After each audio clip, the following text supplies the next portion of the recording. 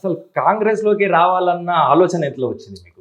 వాస్తవానికి మాట్లాడుకుంటే 2003 సంవత్సరంలో అప్పుడు స్థానికంగా మాకు ఇక్కడ యువజన కాంగ్రెస్ అధ్యక్షులుగా కేశవ్ వేణు గారు అప్పుడు ఉన్నారు. ఆయనతో ఉన్న సాన్నిహిత్యంతో అప్పుడు మా ఫ్రెండ్స్కి కాలేజీలో అప్పుడు మాకు ప్రాబ్లమ్స్ ఉన్నప్పుడు ఫ్రెండ్స్ కోసం వేణన్న గారిని వారిని సంప్రదించడం, వారితో మనకి వారి సన్నిహిత్యం పెరగడం వల్ల వాళ్ళు అట్లా అటాచ్ అయ్యి కంటిన్యూస్గా అప్పటి నుంచి మరి కాంగ్రెస్లో ఇన్వాల్వ్ అయిపోయి ఎన్ఎస్యూ విద్యార్థి విభాగంలో మేము ఇన్వాల్వ్ అయ్యి విద్యార్థి సోదరులు ఉంటారో వాళ్ళందరికీ కూడా ఈ ప్లాట్ఫామ్ ద్వారా మేము ఏమైనా చేయొచ్చు. ఎక్కడైనా ఎవరైనా విద్యార్థులకి అన్యాయం జరిగితే వాళ్ళకి ఏమైనా ఇబ్బందులు ఉంటే మాకు ఈ స్టూడెంట్ ఆర్గనైజేషన్ ఒక ప్లాట్ఫామ్ ఉంది. ఆ ప్లాట్ఫామ్ ద్వారా అందరికి హెల్ప్ చేయొచ్చు. హెల్ప్ చేస్తే మనకు కూడా ఒక కిక్ ఉంటుండే. సో ఆ విధంగా మేము కంటిన్యూస్గా మరి అప్పటి నుంచి కాంగ్రెస్తో అనుసంధానంగా ఉన్నాం.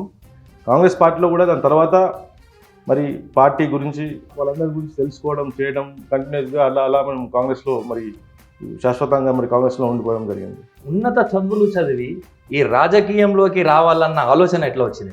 చదువు స్టార్ట్ చేసే సమయం నుంచి మేము కాంగ్రెస్లో ఉన్నాం.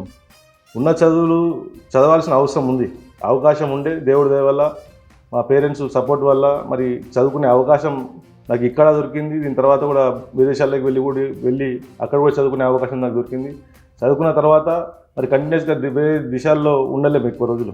మనకు ప్రజల్లో ఉన్న మనుషులం కాబట్టి ఎప్పుడు ప్రజల మధ్యలో ఉండాలనే అదే అంటున్నా. ఎందుకనంటే బయట కంట్రీలలో ఉండి మళ్ళీ సొంత గూటికి వచ్చి మళ్ళీ దాంట్లో ప్రజలకు ఏదో చేయాలన్న తపన ఉన్నది అన్నది, ఆ ఆలోచన అసలు ఎలా వచ్చింది మీకు అన్నదే క్వశ్చన్. ఆలోచన కదా అంటే అప్పుడు మా ఫ్రెండ్స్ సర్కిల్ అందరూ కూడా ప్రతి ఒక్కరు కూడా ఇంజనీరింగ్ కాగానే ఖచ్చితంగా మనం విదేశాలకు పోయి ఎంఎస్సీ ఎంబీఏ చేయాలనే ఒక కాన్సెప్ట్ ఉన్నది ఇప్పటికి కూడా. హైయర్ స్టడీస్ పోవాలా చేయాలని చెప్పేసి. సో ఆ విధంగానే నేను కూడా మా పేరెంట్స్ సపోర్ట్ చేయడం వల్ల నేను కూడా విదేశాలకు వెళ్ళి అక్కడ చదువుకోవడం జరిగింది. ఇప్పుడు పోయే ముందే నాకు ఒక క్లారిటీ ఉంది.